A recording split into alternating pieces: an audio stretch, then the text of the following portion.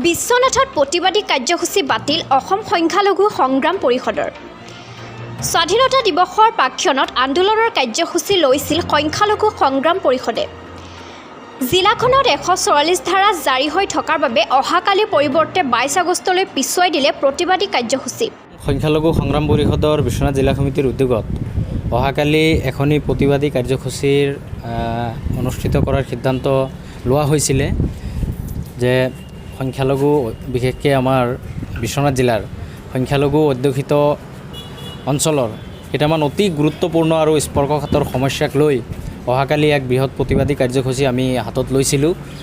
ইতিমধ্যে সকলোৱে জানে যে আমাৰ সংখ্যালঘু অধ্যুষিত অঞ্চলৰ বিশেষকৈ বিশ্বনাথৰ দক্ষিণ পৰিয়াৰ ৰাইজৰ এটা বৃহৎ মূল এটা সমস্যা গৰাখহনীয়া সমস্যা আৰু তাৰ লগতে সংযোজিত হৈ আছে কাজিৰঙা ৰাষ্ট্ৰীয় উদ্যানৰ সীমা নিৰ্ধাৰণৰ যিটো সমস্যা আৰু তাৰ লগতে সংখ্যালঘু অধ্যুষিত এলেকাত উচ্চ শিক্ষাৰ প্ৰসাৰৰ কাৰণে আমি বাৰম্বাৰ চৰকাৰৰ ওচৰত দাবী জনাই আহি আছোঁ যে আমাক মহাবিদ্যালয় লাগে। আমাৰ ছাত্ৰ ছাত্ৰীসকলে আজি এইটো এটা বহুত ডাঙৰ ছাত্ৰ ছাত্ৰীসকলৰ কাৰণে এটা প্ৰত্যাহ্বানমূলক সমস্যাৰ সৃষ্টি হৈছে যে তেওঁলোকৰ আপোনাৰ বহু ছাত্ৰ ছাত্ৰী মেধাসম্পন্ন ছাত্ৰ ছাত্ৰীও আজিকালি নামভৰ্তিৰ ক্ষেত্ৰত অসুবিধা হৈ আছে। তো এই সমস্যাসমূহক লৈ আমি অহাকালি এক বৃহৎ প্ৰতিবাদী কাৰ্যসূচী হাতত লৈছিলোঁ আৰু ইতিমধ্যে আমি আমাৰ কাৰ্যসূচী সফল ৰূপায়ণৰ কাৰণে আমি প্ৰায় 200 সহস্ৰাধিক ৰাইজৰ উপস্থিতি ইতিমধ্যে যৌজা সম্পন্ন হৈছিলে। ইতিমধ্যে জিলা প্ৰশাসনে আমাক জানিবলৈ দিছে যে এই মুহূৰ্তত আমাক জানিবলৈ দিছে যে যিহেতু আজাদী কি অমৃত মহোৎসৱ স্বাধীনতা দিৱসৰ লগত সংগতি ৰাখি এইবেলি গোটেই দেশজুৰি স্বাধীনতা দিৱসৰ প্ৰাসংগিকতাত গুৰুত্ব দিয়াৰ বাবে প্ৰত্যেক জিলাতেই ইতিমধ্যে প্ৰশাসন যথেষ্ট সষ্টম হৈ আছে আৰু বিশ্বনাথ জিলাত ইতিমধ্যে 144 ধাৰা জাৰি কৰিছে।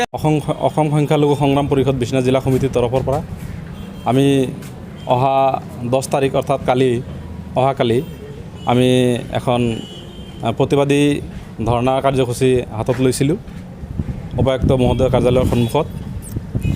কিন্তু স্বাধীনতা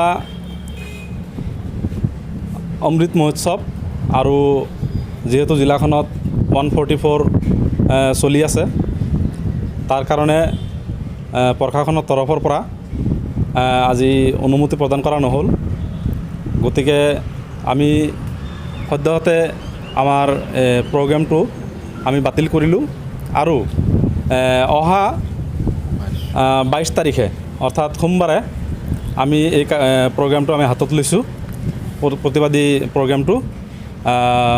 আমাৰ প্ৰতিবাদী দাবীকেইটা আছিলে আমাৰ ধৰ্মীয় সংখ্যালঘু অধ্যুষিত এলেকাত মহাবিদ্যালয় স্থাপন কৰা আৰু কাজিৰঙাৰ ষষ্ঠ সংযোজনাৰ সঠিক সীমা নিৰ্ধাৰণ কৰা, মথাউৰিৰ কাণত থকা যিখিনি আমাৰ গৰাখহনীয়াৰ কবলত পৰা মানুহ আছিলে সেই মানুহখিনিক পুনৰ সংস্থাপনৰ ব্যৱস্থা কৰা